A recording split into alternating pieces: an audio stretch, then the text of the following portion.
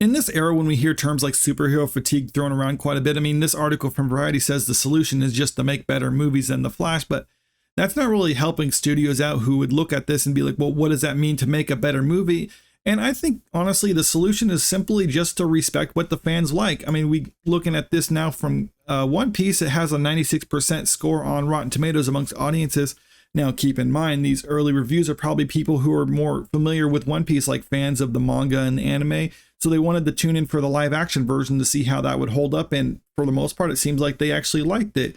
And now I got this article pulled up from Screen Rant, 10 reasons One Piece is so much better than Netflix's other live action anime adaptations. And it's pretty obvious for anyone who's actually seen these other adaptations. It's really just the fact that they respected the source material. Jumping down onto this list right here, I'm not going to necessarily go too in depth with all these things, but I'm just going to kind of point out my thoughts on some of these things that they have on the list.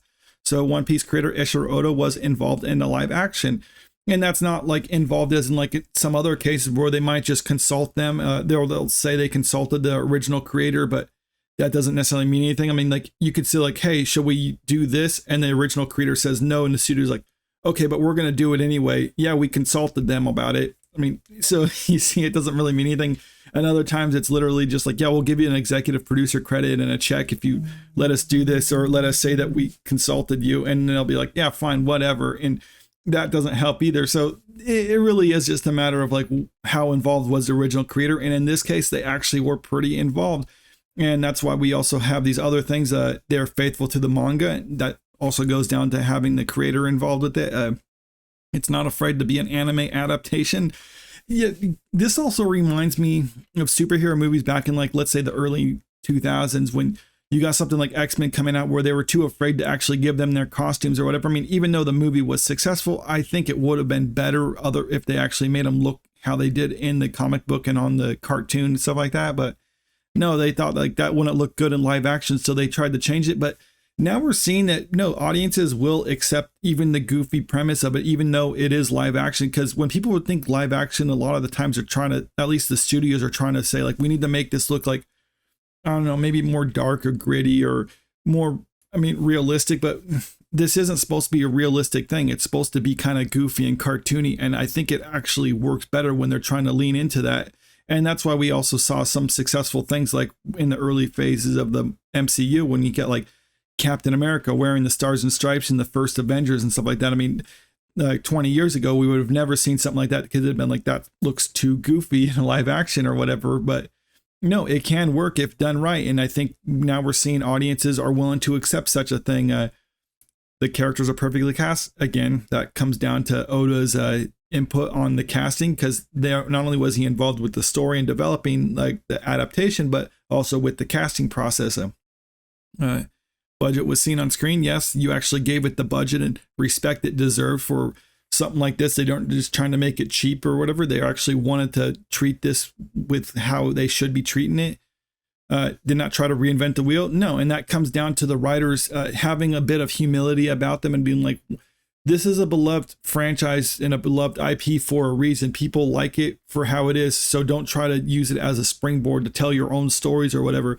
You try to be as faithful to that, because there are some innocent reasons why I think they do this, because properties like this obviously have a built-in fan base. But when you're given it a certain budget, you're like, okay, we need this fan base, but we also need a bigger fan base, or we need more people to actually come in to justify producing this. And sometimes they're like, well, this might be good amongst that core fan base, but it might not appeal to a general audience. So they feel they might need to make some changes and tweaks to it in order to attract a wider audience. But I think that's the bad way to go, because all it does is risk alienating the core fan base that you already have.